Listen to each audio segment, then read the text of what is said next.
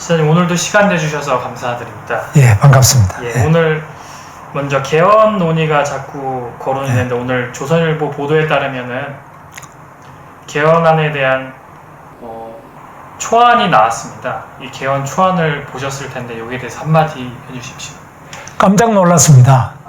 우리나라 자유민주주의가 이제 없어지고 완전히 사회주의로 가자. 그래서 저는 정말 큰일 났다. 완전히 온 몸을 다 던져서 이런 자유민주주의를 없애고 대한민국을 사회주의로 만드는 것에 대해서 죽기 살기로 막아야 되겠다 결심이 있었습니다. 왜 사회주의로 간다고 보셨습니까? 이 자문 안에는 자유민주주의를 빼버렸습니다. 자유를 뺀 그냥 민주주의인데 북한이 조선민주주의 인민공화국 아닙니까? 김정은이도 민주주의라고 말하고 있습니다.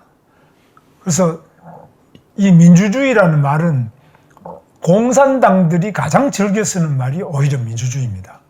그래서 자유민주주의가 아닌 가짜 민주주의, 민중민주주의는 또 공산주의는 반드시 공산당 독재, 그리고 북한처럼 개인 숭배, 나아가서는 김일성, 김정일, 김정은 3대 세습 독재까지 바로 보고 있지 않습니까? 그래서 이 자유민주주의가 아닌 인민민주주의, 민중민주주의, 사회주의, 공산주의는 개인의 자유가 다 없어지고 기본권도 없어지고 또 야당을 할 수 있는 자유, 야당도 없어지고 신앙도 없어지고 그래서 이 기본적으로 인권이 없어지고 정당의 자유도 없어지고 언론의 자유도 없어지고 신앙의 자유도 없어지는 이런 사회에서는 살아갈 수가 없습니다. 목숨을 다해서 이거 막아야 돼요. 일반적으로 우리 국민들이 생각하기에는 자유민주주의나 민주주의나 똑같은 걸로 이제 생각을 하는데 민주주의를 그런 식으로 이제 공산주의나 민중민주주의로 변질될 수 있다고 말씀하시는 거는 확대 해석한다고 보실 수도 있는데 여기에 대해서 좀 자세히 더 설명해 주시겠습니까? 북한의 국호 조선민주주의 인민공화국, 조선민주주의 인민공화국, 북한에도 조선민주주의라고 합니다. 우리 대한민국에는 민주주의란 말이 없죠. 그런데 북한의 김정은 독재, 3대 세습 독재, 조선민주주의, 인민공화국, 그러니까 조선 공산 독재, 김씨 왕조 이렇게 쓰지 않고 북한의 조선민주주의라고 쓰고 있습니다. 대한민국에는 민주주의란 말을 안 쓰고 있습니다. 그래서 이 민주주의란 말이 굉장한 독약으로 북한에 쓰여지고 있고 이 민주주의란 말이 세습 공산 독재를 포장하는 그런 잘못된 포장지로 쓰여지고 있습니다. 자유민주주의를 해야 됩니다. 그냥 민주주의는 조선민주주의, 바로 공산 김씨 3대 세습 독재, 우리가 바로 보고 있지 않습니까?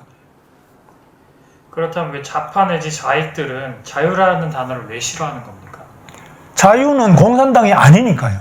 좌익이 아니니까요. 자유는 그야말로 개인의 자유, 개인의 인권, 언론의 자유, 정치, 정당의 자유, 신앙의 자유, 이 자유가 근대 민주주의의 가장 핵심적인 내용입니다. 그런데 공산당은 자유는 안 되고 보다 더 똑똑한 공산당이 프롤레타리아 독재, 가장 가난하고 억압받는 그런 무산자, 노동자, 농민, 빈민을 대변하는 공산당 엘리트에 의해서 국가를 계획하고 운영하고 그걸 반대하는 사람들을 숙청, 타도해야 되겠다. 그래서 그것을 바로 인민민주주의, 민중민주주의 또는 사회민주주의 이렇게 말하고 있습니다. 이거 안 됩니다. 지금 헌법 개정 자문위에 따르면은 우리가 이제 헌법 전문에 나오는 자유민주적 기본 질서를 삭제하고 자유롭고 평등한 민주사회를 실현하겠다고 얘기를 했는데 이게 국채 변경에 해당하는 건 아닙니까? 그렇습니다. 지금 자유민주주의를 빼고 그냥 민주주의라고 말하면은 이 자유민주주의라고 우리가 이 해방 이후부터 48년에 우리 헌법이 만들어졌지 않습니까? 70년 동안 써오던 이 자유민주주의를 헌법에서 뺀다라는 말은 이 빼자고 하는 사람들 자신이 바로 공산주의자입니다. 이들이 바로 주체사상주의자고 이들이 바로 사회주의자들입니다. 이 대한민국 70년 동안 자유민주주의 대한민국이었는데 자유를 빼자는 사람들이 좌익, 종북, 공산주의, 사회주의자들입니다. 이제 제대로 찾아냈습니다. 그럼 이번에 헌법을 개정하는 과정에서 자유민주주의를 긍정하는 사람과 부정하는 사람이 갈린다고 보십니까? 자유민주주의를 빼자고 하는 사람은 그 공산주의입니다. 해방 이후에 일제시대 때부터 우리가 식민지를 살다가 그 다음에 군정을 거치고 48년에 나라를 세울 때 우리 대한민국은 자유민주주의 대한민국을 세운 겁니다. 이 자유가 대한민국의 핵심적인 사상 이념입니다. 자유를 빼앗은 대한민국은 바로 조선민주주의 인민공화국, 바로 북한 공산주의와 같아지는 겁니다. 이건 적화통일하자는 이야기하고 똑같습니다. 절대 안 됩니다. 우리 국민들이 이 자유를 목숨 걸고 지켜야 됩니다. 기존의 헌법 제4조에는 자유민주적 기본질서에 입각한 평화통일을 추진한다라고 되어 있는데 이 헌법 개정 자문위의 그 초안에 따르면은 이 자유민주적 기본질서에서 자유를 삭제했다고 이렇게 나옵니다. 이 의도가 어디 있다고 보십니까? 혹시 연방제 통일의 목적을 두고 진행된다고 계신 겁니까? 그렇습니다. 자유민주주의 통일은 태극기 통일입니다. 그런데 그냥 민주주의적 통일이라고 말한다면은 연방제를 거쳐서 결국은 바로 공산 적화 통일을 말하고 있습니다. 그것이 바로 북한에서 계속 주장하는 것이 자유민주주의가 아닌 바로 민주적 통일, 연방제 통일, 단계적 통일, 그것을 말하고 있습니다. 속으면 안 됩니다. 연방제 통일이 왜 공산화 통일인지 그 과정을 좀 더 자세하게 설명해 주실 수 있으십니까? 이것은 해방된 직후부터 남쪽은 우리가 유엔의 결의에 의한, 유엔의 감시에 의한 국민들의 투표를 통해서 나라를 세우자. 그래서 대한민국이 됐는데 북한은 유엔 감시단이 못 온다. 막아서 공산국가를 세웠습니다. 그런데 이때 남쪽도 아니고 북쪽도 아닌 제3의 나라를 세우자는 통일 세력이 있었습니다. 건국 세력이 있었는데 바로 백범 김구선생, 김규식 선생 이런 사람들이 남북이 다 공산당도 아니고 자유민주주의도 아닌 그런 민족적 통일을 하자 이렇게 주장했습니다. 근데 그 실패했죠. 근데 공산당은 처음에 그렇게 연방제식으로 해놓고 두더지 작전을 합니다. 공산당은 바로 이 연방제 아래서 두더지 작전을 통해서 이 자유민주주의의 근본을 허무는 겁니다. 그럼 북한은 두더지 작전이 안 통하느냐? 북한은 안 통합니다. 왜? 자유를 주지 않기 때문에. 언론의 자유도 없고 또 신체의 자유도 없고 신앙의 자유도 없고 야당의 자유도 없는 데가 북한입니다. 그래서 북한에는 두더지 작전을 하려고 마음만 먹어도 바로 사상이 이상한 사람이라서 바로 없애버리거나 또 그런 움직임이 있으면 종파주의를 해서 숙청을 다 시켜버립니다. 그리고 뭐 교회 성경만 가지고 있어도 수용소 다 보내버립니다. 언론의 자유가 어떻게 있습니까? 그래서 철저한 공산 독재를 민주주의라고 말하고 있는데 거기는 두더지 작전이 안 통하는데 우리 대한민국은 자유니까 종북 주사파 이석기부터 통진당부터 각종 간첩 사건이 과거 통역당, 난민전, 이런 인혁당 이런 것들이 계속됐지 않습니까? 그래서 우리 자유민주주의 사회는 그만큼 자유가 보장되기 때문에 두더지 작전, 위장 공세, 그리고 이 위장된 민주주의자들이 사실은 공산당인데 국가를 전복하고 체제를 무너뜨리는 세력들이 활동하기 좋기 때문에 이 양쪽이 같이 있으면 반드시 공산당의 두더지 작전, 지하당, 지하적인 조직에 의해서 무너집니다. 그것이 바로 남노당의 역사, 통역당의 역사, 인민혁명당, 인혁당의 역사, 남조선 민주주의 해방전선, 난민전의 역사, 그리고 민혁당, 뭐 이런 역사가 계속 있고 그게 바로 통진당, 이석기, 이게 다 한 뿌리입니다. 그래서 이 연방제는 뭐 어떠냐, 둘이가 평화롭게 살자는데 이게 공산당에는 우리가 지금 우리 방송 못 보잖아요. 우리는 전부 단파 라디오를 통해서 북한의 조선 중앙방송 이런 방송을 듣고 지금 종북 좌파 이석기부터 시작해가지고 이런 사람들이 생겨났고 이런 사람들이 우리 사회 전체를 장악하고 있습니다. 지금 우리 자유민주주의 체제에 위기가 왔다는 것이 드디어 국회 헌법개헌특위 자문위원 안에 이렇게 벌써 나왔습니다. 심각한 체제 위기를 말하고 있습니다. 내용에 보면은 노조의 경영권을 참여할 수 있도록 보장한다든지 원칙적으로 해고를 금지한다든지 기간제나 파견제를 이제 금지하는 조치들이 있는데 이 내용 또한 시장 경제를 부정하는 내용 아니겠습니까?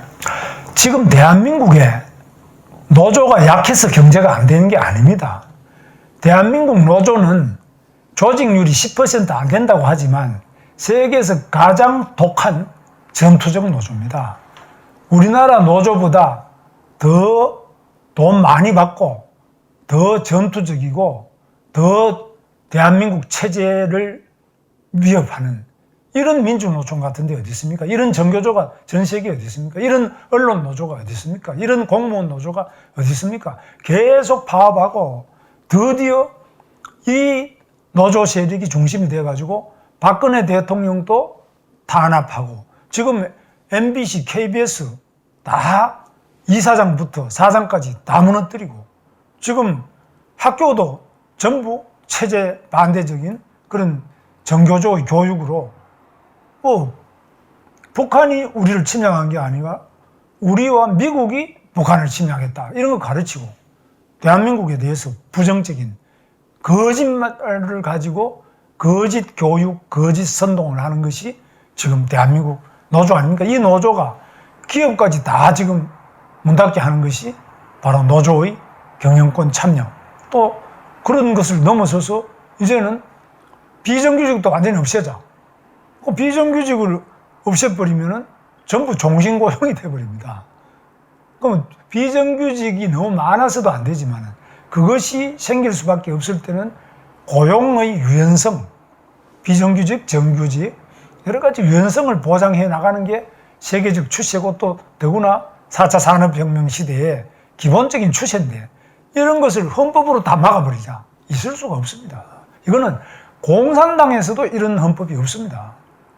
말씀하신 대로 이제 전투적이고 귀족적인 노조의 영향력이 커지면은 앞으로 이 나라가 남미처럼 될 수도 있는 거 아닙니까? 남미는 이런 건 없습니다. 남미는 제가 많이 가봤는데 아르헨티나에도 이런 말로 비정규직이 없다 이런 말이 없습니다.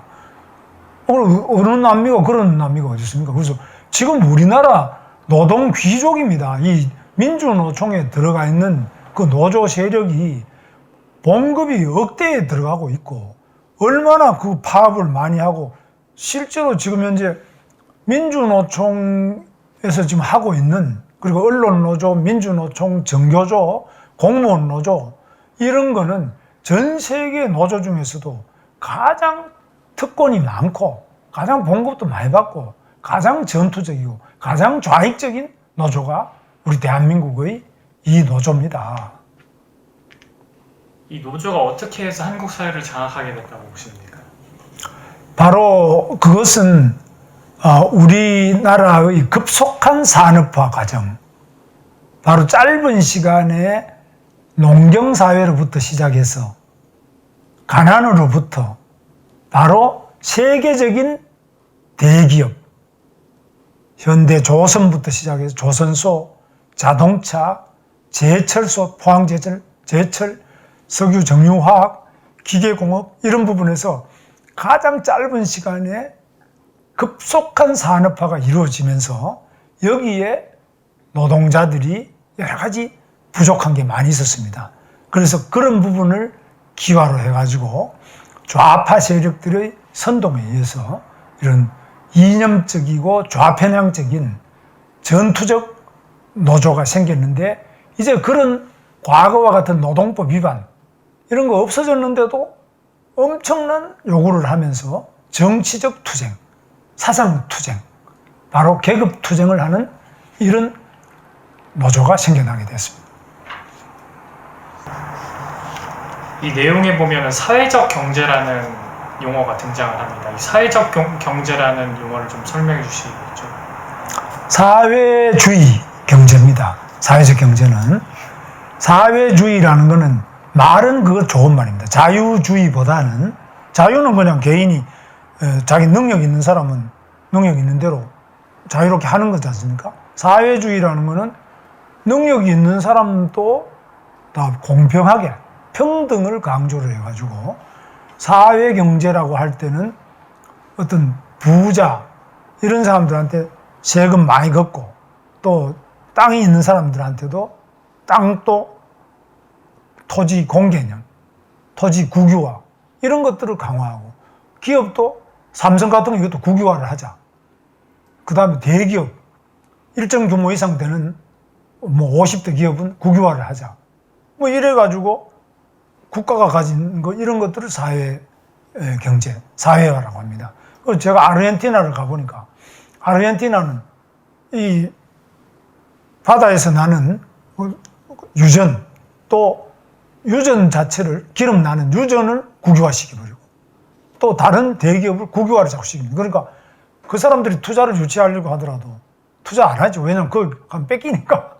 그래서 외국 기업이 들어오지도 않고 부자들도 돈을 모아놓으면 뺏기니까 안 모으죠. 다 써버리지 왜 모읍니까? 아니면 해외로 가버리든지. 그래서 대기업이 오지도 않고 대기업이 생기지도 않습니다. 왜냐하면 돈 가져봤자 다 뺏기니까. 그래서 전부 다 가난하게 하향 평준화가 돼서 가난하게 사는 수밖에 없고 국가는 바로 빈곤화 돼서 안 됩니다. 그래서 바로 그것이 대표적으로 북한 과거 공산당이 다 망했지 않습니까? 왜 가난하냐?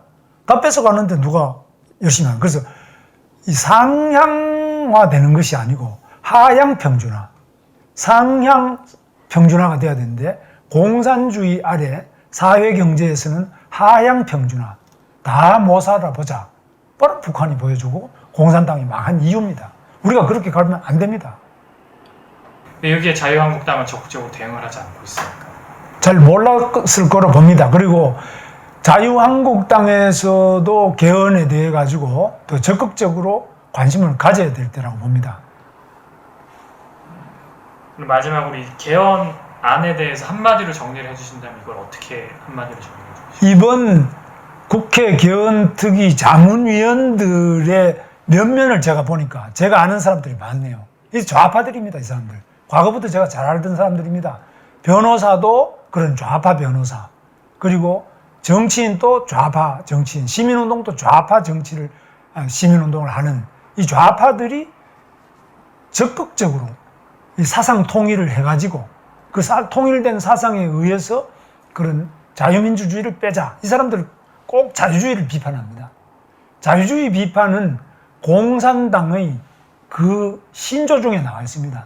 자유주의 배격 11훈. 옛날부터 공산주의에서는 자유주의 배격 자체가 공산당의 생활 신조, 사상의 원칙으로서 자유주의를 계속 공격합니다. 그래서 이 헌법에 들어가 있는 자유민주주의, 자유주의를 공격해서 드디어 이걸 빼버리는, 자유민주주의의 혼을 빼버리는, 이거는 반드시 공산당 수법입니다. 이것은 사고 자체가 사회주의, 공산주의 수법이 드디어 국회 개헌 특위 자문위원회까지 바로 열매를 맺고 있는 겁니다. 우리 국민들 정말 이거 제대로 막아내지 못하면 우리 사회가 좌경화, 공산화, 바로 월남과 같은 그런 나라로 갑니다. 이 남미가 아니고요. 남미 같은 데는 이렇지 않습니다. 그런데 이거는 월남처럼 완전 공산화의 길로 가는 겁니다.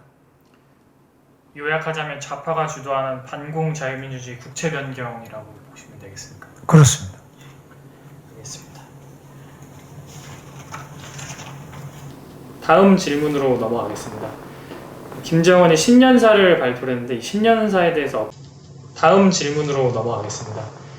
김정은이 신년사를 발표했는데 이 신년사에 대해서 어떻게 보시는지 한번 말씀해 주세요. 제가 10년사를 아주 정독을 했습니다. 밑줄을 그어가면서 전문을 다 정독을 해봤습니다. 정말 김정은의 신년사는 소름이 끼치는 신년사입니다. 굉장히 잘 쓴 신년사인데 요지는 바로 조선민주주의 인민공화국을 이제는 세계적인 강성대국, 핵강국으로 만드는 그 위협이 달성되었다. 이제는 사회주의 혁명으로 일로 매진해서 바로 사회주의 혁명의 모든 국민들이 총단결해서 끝까지 나아가자. 이게 핵심입니다. 이 김정은의 2018년 신년사는 핵심이 남한뿐만 아니라 전 세계 적화의 야욕을 노골적으로 다 말하고 있습니다. 제가 지어낸 말이 아니고 그 신년사를 다 읽어보세요. 다 나와 있습니다. 자기들은 핵을 가졌고 핵미사일 강대국이 되어가지고 세계적인 강국으로서 이제 해야 될 일은 사회주의와 적화를 이제 전 인민이 단결해서 적화로 나가자. 적화 통일을 넘어서서 전 세계를 적화시키자. 이런 요지로 지금 말하고 있습니다.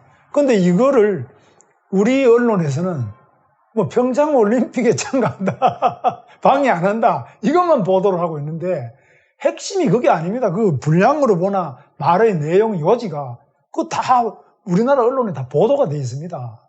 특별히 비밀이 아닙니다. 그거 들어가서 지금 보셔요. 제 말씀이 맞나. 그래서 기본이 김정은의 신년사는 핵미사일은 절대 포기하지 않고 더 많은 핵과 미사일을 만들어서 더 강력한 무장력을 가지고 이 힘을 바탕으로 해서 남한을 적화하고 전 세계를 사회주의화 시키 나가는데 전 인민이 단결해서 투쟁하자. 이 요지가 핵심이 그겁니다. 신년사의 내용을 보면은 미국에는 다소 좀 적대적이고 남한에는 이제 대화를 이제 제의하는 제스처를 보이고 있는데 이게 전형적인 화전장면 전술이라고 보십니까? 남한에 대화하자는 게 없습니다. 평창 올림픽에 나갈 수 있다는 걸 좀 시사하면서 대화 국면으로 전환하려는 그거는 적화를 하자는 겁니다. 그러니까 사회주의화를 하자. 핵, 미사일, 이 무력을 바탕으로 해서 남한뿐만 아니라 전 세계를 사회주의화 시키자는 겁니다. 그래서 이 사람 그 신년사는 남한을 어디 좋게 봐주자 이런 내용이 없습니다. 그런 게 어디 있습니까? 자기들은 남조선 이런 것도 다 자기들의 강대국, 핵강대국 밑에 그런데 있는, 그러니까 이 겨울철 스포츠 대회 우리 참석할 수 있다. 그거 하는 거 자기들도 갈 수 있다. 이런 이야기입니다. 그래서 기본이 핵폭이라는 말이 한마디도 없고요. 그 다음에 북한 인민들은, 북한 인권 이런 건 없고, 북한은 너무너무 잘 살고, 각 분야에 대해서 주겠습니다. 또락들은 어떻게 하고, 그 다음에 승리 자동차 연합 기업소는 어떻게 하고, 전부 잘 된다는 겁니다. 그런 거 잘 만들고 있고, 인민 생활이 엄청나게 좋아지고 있고, 이러니까 전 세계를 이렇게 좋게 사회주의화 시키자. 다 적화시키면 나라도 강해지고 인민의 생활도 아주 즐겁고 부유하게 된다. 뭐 이런 요지가 그 모든 내용에 다 나와 있습니다. 한편으로 이제 북한 측에서 평창 올림픽에 참가를 이제 시사를 했는데 북한이 평창 올림픽에 참여한다고 보십니까? 물론요, 참여하죠. 근데 거기에 이제 조건을 달겠죠. 뭐 참여하는데 따라가지고 우리가 봐준다는 거 아니에요. 그 북한은 지금 현재 세계적인 핵미사일 강국, 바로 사회주의 강대국이 돼가지고 뭐 남조선 너희들 그렇게 액을 복걸하니까 우리가 뭐 방해는 안 하겠다. 우리가 뭐 참여할 수도 있다. 이런 절대적인 우위에서 우리 사회를 적화하는 그 의도는 노골적으로 다 이야기해놓고 그러면서 이 뭐 겨울철 뭐 체육 대회 이런 거 하니까 나도 뭐 갈 수도 있다. 뭐 이런 이야기입니다. 근데 근본을 보지 않고 이 전문가 근본을 보지 않고 우리는 오직 평창 동계올림픽 여기에 북한이 오냐 안 오냐 이것만 목표해서 기다리고 있습니다. 그러니까 이 물이 독물인지 독약인지 이게 몸에 좋은 건지를 생각지도 안 하고 얼른 받아먹는 참 순진하고 어린 왕자가 걱정입니다. 이제 한국은 순진하게 이 북한의 평창 올림픽 참가를 접근하고 있고 북한은 그걸 정치적으로 근본적으로는 정치적으로 다 해석을 하고 접근한다는 말씀이십니다. 정치적 사상적으로 접근합니다. 그리고 거기에 배경에 핵미사일이 가장 그 이야기가 많이 나와 있어요. 핵미사일에 대한 자신감, 그리고 전 세계에 대한 자기들의 우월한 리더십을 자신 있게 홍보하고, 그걸 바탕으로 해서 올림픽도 뭐 운동, 겨울철에 운동하는데 뭐 갈 수 있다. 이런 이야기입니다. 그래서 제대로 그 다 공개되어 있는데 이것도 읽지 않고 연속극만 보고 있는 우리 국민들이 참 자유민주주의의 주인으로서 앞으로 미래가 어떻게 될지 걱정입니다. 북한이 평창올림픽에 참가하면은 동맹국, 그러니까 미국이나 일본에 어떤 영향을 줄 거라고 생각하십니까? 평창올림픽 참여를 그냥 하는 게 아니고 군사훈련을 하지 마라. 한미연합 군사훈련을 하지 마라. 사들을 저거를 철수해라. 한미일 군사훈련은 안 된다. 그리고 미사일 방어 이런 게 말이 되냐. 우리가 다 이 세계 평화를 위해서 핵과 미사일을 만들었는데 미제국주의자가 여기 있으면 되겠느냐. 미군이 물러가야 될 거 아니냐. 미제국주의가 왜 우리 땅, 이 신성한 남조선에 와서 주둔하고 있느냐. 왜 여기 와서 전쟁 노름을 하고 있느냐. 왜 긴장을 조성하고 있느냐. 긴장은 김정은이 자기가 긴장하고 우리한테 포격을 하고 천안함을 침몰시키고 칼기를 폭발시키고 아웅산 테러를 하고 이렇게 했는데 6.25 전쟁을 하고 했는데 거꾸로 미국이 바로 이렇게 전쟁 노름을 하고 긴장을 조성하고 있다. 이 내용을 신년사에 상세하게 이야기해놨습니다. 며칠 전에 전직 주한미군 사령관들이 북한을 달래기 위해 한미 군사 연습을 연기하거나 취소하면은 한미동맹 해체로 이어진다고 발언을 했습니다. 여기에 대해서 어떻게 보십니까? 한미연합 군사훈련을 통하여 북한의 핵미사일 공격을 막아내고 우리 군인과 국민의 생명과 안전을 지키는 거 아닙니까? 이게 연합 군사훈련의 목적이에요. 북한을 무너뜨리자는 게 목적이 아니라 우리의 대한민국 국민과 군인과 미국 주둔군과 미국 군인 가족들, 미국인들이 여기도 20만 명이 있잖아요. 이 사람들의 안전과 생명을 보장하기 위한 한미연합훈련인데 이거를 안 한다면은 이거는 안전과 생명이 보장 안 되는 나라에 여기 있을 수가 없잖아요. 살기 위해서 철수할 수밖에 없다 이 말입니다. 그 내용을 읽어보세요.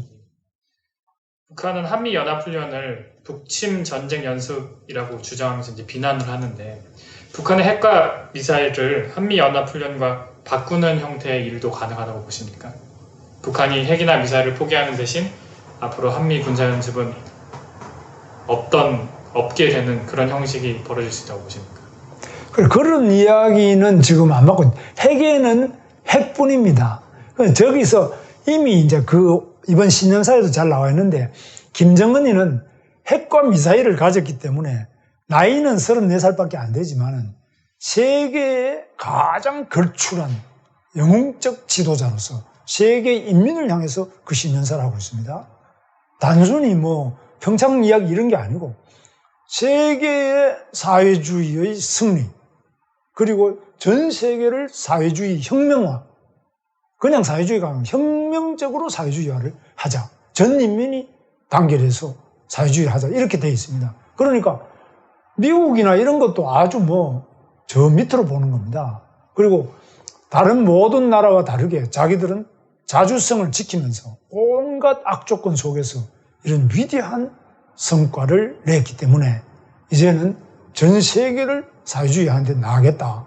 이래 나가고 있기 때문에 우리가 군사훈련 좀 한다 이런 문제 수준이 아니고 근본적으로 남조선 자체에서 미군이 있을 이유가 없다. 우리 민족의 땅에 여와 있으면 안 된다. 나가라. 이런 요지가 핵심이고요. 그래서 이 신년사를 정말 꼭 좀 한번 언론에서도 보도를 하고 이 문제가 뭔지를 더 깊이 봐야 됩니다. 북한이 항상 이제 대남 메시지를 전달할 때 우리 민족끼리라는 용어를 항상 사용합니다.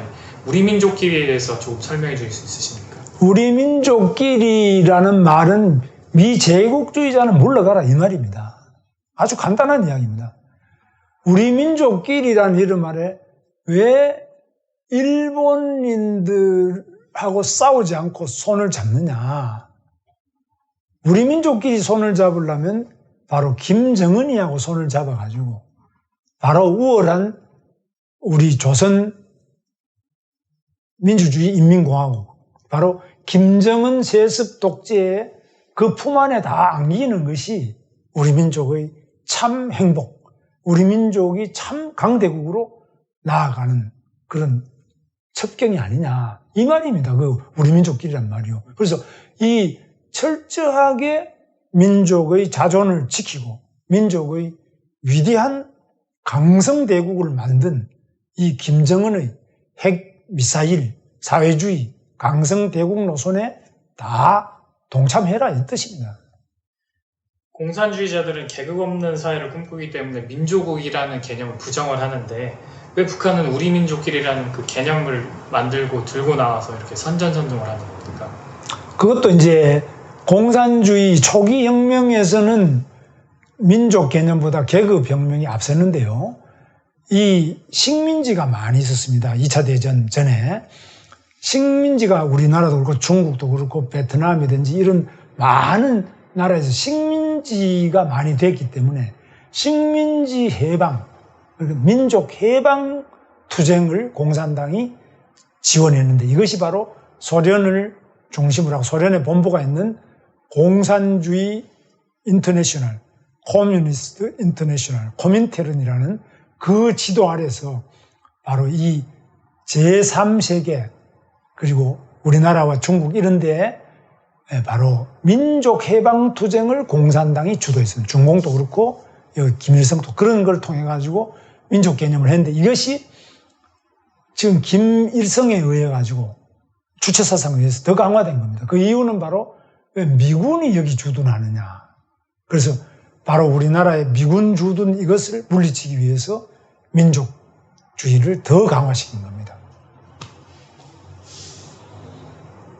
2003년도 대구에서 열린 대구 하계 유니버시아드에 북한 이른바 미녀 응원단이 한국에 와서 일종의 여론전을 펼쳤는데 이런 응원단을 또 북한에서 파견할 수 있다고 보십니까?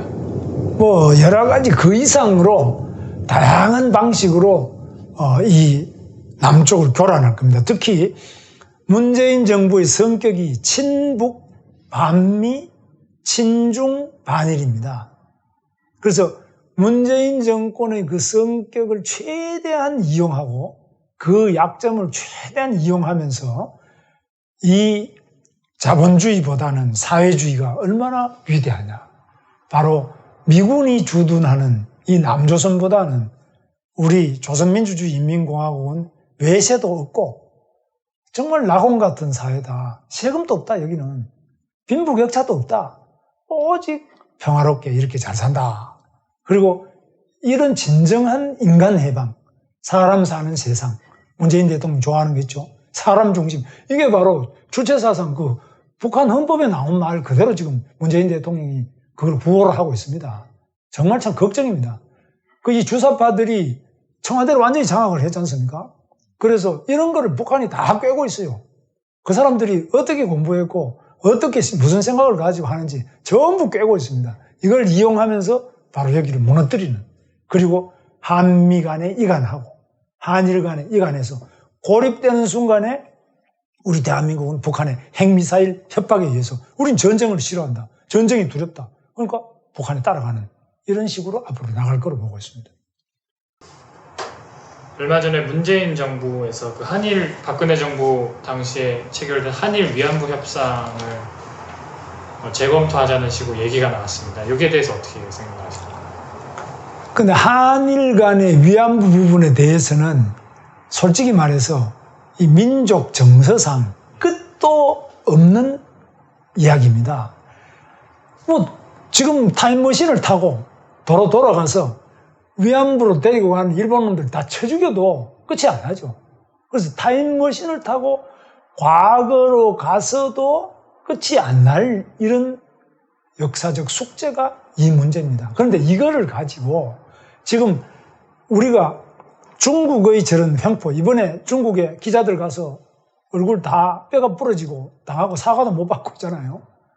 북한에 지금 천안함이다, 뭐 칼기, 폭파다가 얼마나 많이 죽었습니까? 그렇게 당하고도 응징 한번 못하고 있지 않습니까? 그러다 북한이 핵을, 미사일 가지고 저러고 있는데, 걸핏하면 우리 협박하고 이런데, 그런 것들을 우리가 이겨내고, 진짜 자유민주주의, 우리 대한민국을 지키기 위해서는 한미동맹이 필수 불가결한 외교적인 축입니다. 그리고 한일 관계가 좋아져야 됩니다. 그런데 자유민주주의 국가인 미국과 일본하고는 계속 반미 반의를 하면서 그 축으로서 위안부 문제를 또 들고 나온 겁니다, 이거. 그래서 문재인 정부의 그 근본적인 정권의 속성이 반미 친북, 반중, 친중, 반일. 그래서 이런 반미, 반일, 친북, 친중의 이 속성을 바꾸지 않고서는 정말 나라의 미래가 없습니다. 큰 문제입니다. 그리고 최근에 이제 통일부의 이제 혁신위원회 소속의 이제 사람들이 박근혜 정부에 이뤄졌던 개성공단 폐쇄를 굉장히 박근혜 대통령의 개인의 독단적인 결정이라고만 주장을 하면서 이제 비판을 하고 있는데, 이게 개성공단 재개로 가기 위한 첫 단추라고 보십니까? 그게 반미 운동이라는데 미국에서 바로 성명이 나왔죠, 그죠? 미국에서 개성공단 폐쇄는 그거는 잘한 것이다. 그거는 당시에도 절대 필요했고, 지금은 더더구나 유엔에서 4번이나 제재 결의, 작년에만 4번이나 제재 결의안을 통과시켰잖아요. 그 개성공단 폐쇄는 말할 것도 없지 않습니까? 전 세계가 다 그거는 폐쇄해야 된다고 말하고 있고, 미국도 물론 그렇게 생각하는데, 오직 이 문재인 정부의 통일부, 이 멍텅구리들만 이거 뭐 도대체가 뭘 주장하는지. 이건 김정은이가 얼마나 기쁘겠습니까? 김정은이가 지금 표정 관리 중입니다. 너무나 기뻐서. 왜 이런 김정은 기쁨조 노릇을 그만둬야 됩니다. 문재인 정부는 그럼 기회만 되면 언제든지 개성공단 재개를 바라고 있다고 보십니까? 개성공단 재개뿐만이 아니라 뭐 남북관계 뭐 계속 말하면 이 평창 올림픽 하나 가지고도 지금 애걸복걸 하는 거 보십시오. 한미 군사훈련도 이제는 뭐 안 했으면 좋겠다는 이야기까지 나올 정도로, 그러니까 생존 자체를 걸고 이 북한과 관계를 개선하는데 매달리는데 그러니까 우리가 친북이라고 그러는 거 아닙니까? 특히 이제 각 정부 부처에 혁신위원회라는 걸 만들어서 이른바 적폐청사를 하고 있는데 통일부 정책혁신위원장에 카톨릭대학교 신학과 교수인 김종수 신부가 임명돼서 과거 정권에서 이루어진 일에 대해서 이제 비판적으로 대하고 있는데 이 종교인이 여기 정치 문제에 개입하는 거는 조금 부적절하지 않은 거 아닙니까?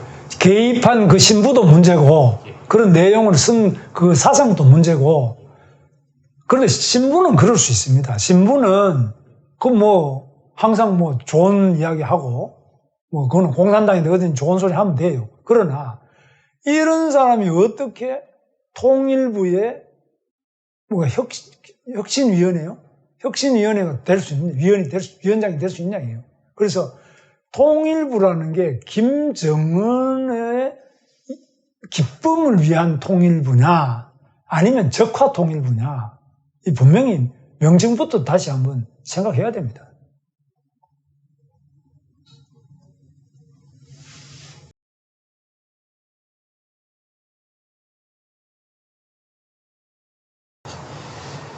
올해는 건국 70주년입니다. 근데 이 문재인 정부에서는 1948년 8월 15일 건국을 부정하는데 왜 부정한다고 보십니까?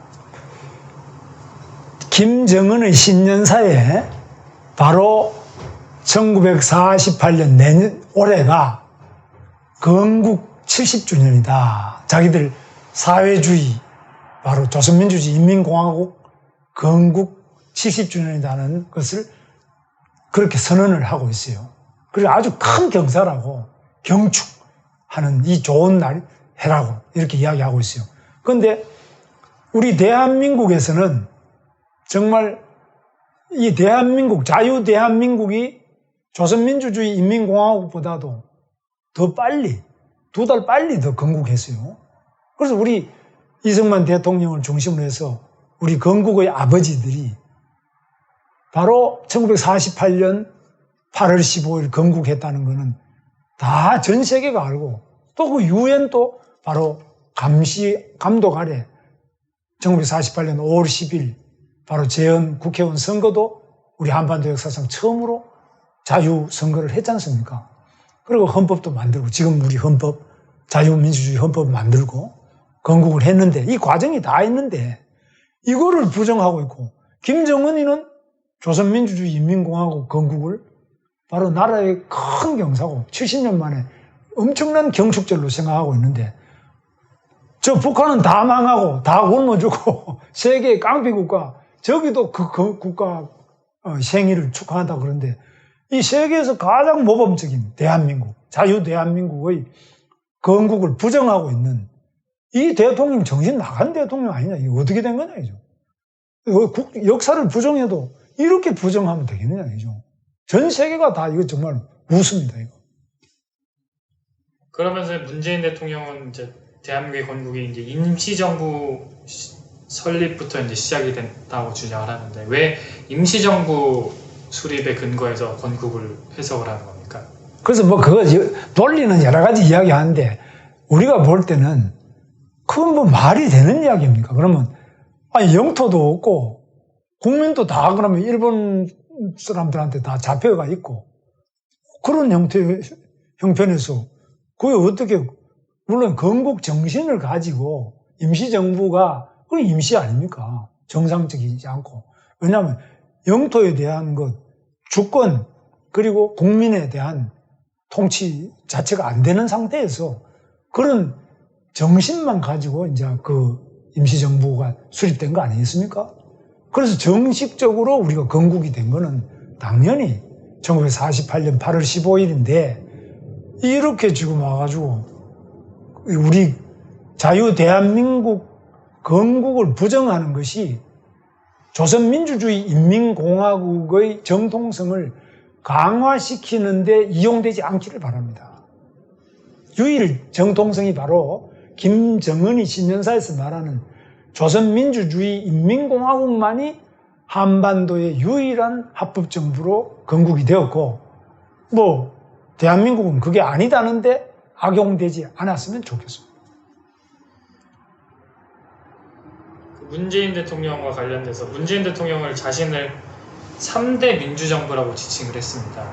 왜 이런 주장을 하게 되는지 한번 설명해 줄 수 있으십니까?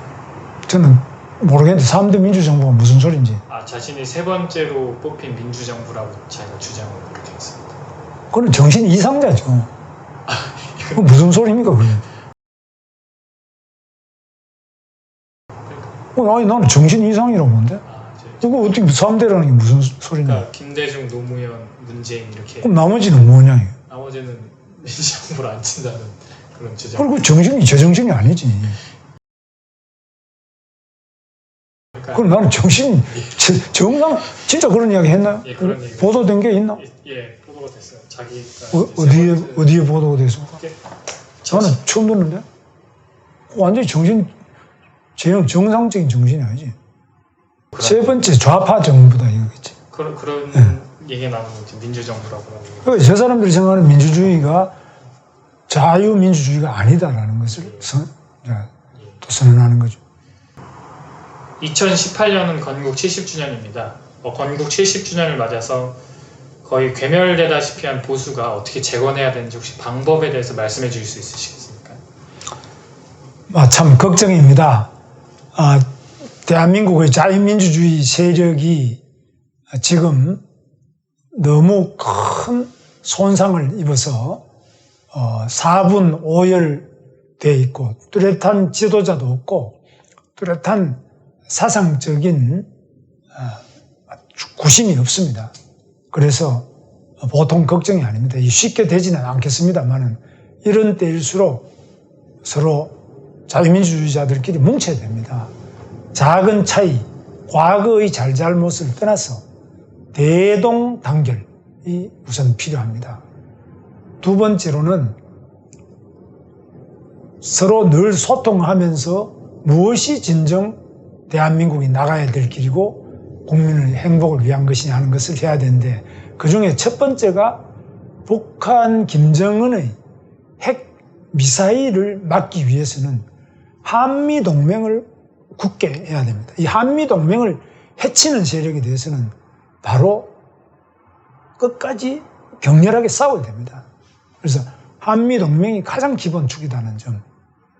그리고 북한 김정은의 위장 평화 공세, 각종 햇볕 정책, 김정은의 햇볕 정책, 평창에 참여한다든지 뭐 여러 가지 그 달콤한 소리 하는 것 때문에 김정은의 그 발톱, 핵 미사일, 그리고 그들의 적화 야욕, 이것을 몰라서는 안 됩니다. 그래서 김정은에 대해서 항상 우리 자유한국당을 중심으로 한 자유민주주의 세력이 확실히 싸워야 됩니다. 이번에 헌법에서도 자유민주주의, 자유를 빼자 이런 세력하고 단호히 끝까지 싸워야 됩니다. 총단결해서 싸워야 됩니다. 이 자유라는 것이 대한민국의 정신이고 생명이고 심장이 바로 자유라는 겁니다. 이 자유가 없으면 바로 공산입니다. 우리는 공산화돼서는 안 됩니다. 철저히 자유화, 자유민주주의에 의한 태극기 통일이 되어야 됩니다. 이게 제일 중요합니다. 이 점에서 해야 되고 나머지 경제 문제에서는 포퓰리즘과 싸워야 됩니다. 특히 공짜 심리를 젊은이들한테 계속 퍼주는 거 이거 안 됩니다. 그리고 반기업 친민주노총 이거 안 됩니다. 그래서 기업의 가치를 항상 북돋아주고 기업의 활동을 더 도와줘야 되는데 이번에도 법인세를 올렸다. 자유한국당이 반대했지만은 이렇게 올라갔는데 여기에 대해서도 단호히 싸워야 됩니다. 그래서 지금 보면 기업인들이 성공한 기업일수록 죄인 취급당하고 있습니다. 세계에서 우리 역사상 가장 성공한 세계 제1의 기업 삼성 이재용이 같은 사람 감옥에 가 있습니다. 그것도 뭐 묵시적 청탁 이런 식으로 해서 감옥 가 있는데 이거 말이 안 됩니다. 세계에서 가장 성공한 이 우리 기업 삼성이 세계에서 가장 존경받고 우리나라에서 당연히 존경받아야 되는데 감옥에 넣어놓고 다른 대기업은 만나주지도 않습니다. 대기업이라는 것은 세계 시장에서 성공했다는 겁니다. 그래서 이런 기업들에 대해서 우리 국민들이 박수를 보내주고 또 그만큼 우대를 해줘야 되는데 이거를 괴롭히는 것을 지금 문재인 정부는 굉장히 신성한 자기 일을 하는데 이게 바로 노동 독재 이런 정신 때문에 그렇습니다. 이 좌파적인 독기 때문에 이렇게 하고 있는 겁니다. 잘못된 사상이 얼마나 큰 국가적 해악을 가져오는지 이걸 알 수 있습니다. 그래서 이 잘못된 사상에 맞설 수 있는 올바른 사상, 바로 건전한 자유민주주의 사상을 우리 자유민주주의 세력이 확실히 가지고 이런 것들을 그 세를 형성해 나가는, 특히 젊은이들을 상대로 해서 그런 새로운 대우를 형성해 나가는 것이 절대 중요하다. 그렇게 생각합니다. 문재인 정부의 독주를 막기 위한 유일한 보수 야당은 이제 자유한국당밖에 없는데 자유한국당이 혹시 지방선거 전략 같은 건 있습니까? 6월달에 거친 지방선거. 지방선거가 지금 굉장히 어렵게 돼 있는데 여기에서도 우리가 문호를 열었어. 뭐 저 사람 누구 파냐 이걸 떠나서 문호를 열어서 가장 경쟁력이 있고 가장 국민들이 믿을 수 있는 좋은 후보를 뽑아내는 것이 가장 중요합니다. 여기에 모든 당력을 집중해야 될 것입니다.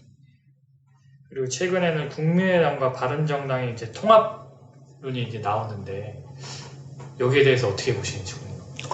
그 통합을 통해서 여러 가지로 또 메시지를 던질 겁니다. 그래서 문재인 정부 또 문재인 정부나 더불어민주당, 민주당과는 다른 중도적인 색깔, 중도 좌파적인 색깔 또는 중도적인 색깔, 완전히 민주당이나 이런 것처럼 친북적인, 반미적인 이런 것이 아니라, 반기업적인 게 아니라 중도적인 부분을 이 통합된다면은 국민당하고 바른당이 겨냥을 할 건데, 우리 자유민주주의 자유한국당은 바로 우파 정당으로서 오른쪽뿐만 아니라 중도까지도 합해 나갈 수 있도록 더 유연하게 중원까지 공략할 수 있는 그런 노력을 해야 될 것입니다. 이렇게 되다 보면 우리나라 정당 체제가 3당 체제가 되는데 여기에 대해서는 어떻게 생각하십니까? 3당 체제가 오래 계속될 수가 없을 겁니다. 우리나라는 과거에도 3당이 많이 있었는데 지금 북한과 관계에서 남북도 지금 두 개로 나눠지지 뭐 삼국 시대가 아닙니다. 이렇게 두 개로 나눠져가 있고요. 과거에도 일시적으로는 제3당이 존재한 적이 있었고 제3세력 중도적인 정당이 있을 수 있었습니다만 결국은 양쪽으로 다시 편입됩니다. 그래서 확실한 자유민주주의 정당, 바로 우파 정당, 우리 자유한국당과 나머지 우파적인 생각 가진 사람들이 중도까지 포괄하는 그런 정당으로 장기적으로 재편될 거로 보고 있습니다. 결국에 국민의당과 바른정당의 통합은 오래가지 못할 것이다라는 생각이신가요? 저는 그렇게 보고 있습니다. 그 중도가 설 수 있는 입지는 매우 취약하고 일시적입니다. 마지막 질문으로 2018년의 문재인 정부의 행보에 대해서 예상하시는 그림이 있으시면 말씀해 주십시오.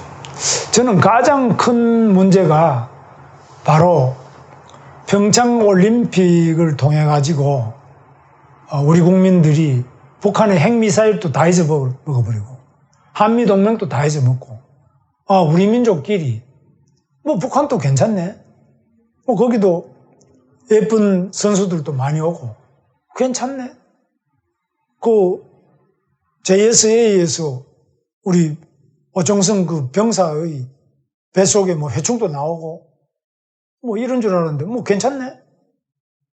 북한에도 스포츠도 하고 뭐 상당히 멋있는데 응원단도 아주 뭐 멋있는 사람들이 와서 응원도 하고 뭐 이런 식으로 그 착각에 빠져가지고 반미, 반일의 기운이 더 강화되고 자유민주주의는 이건 없어도 괜찮구나.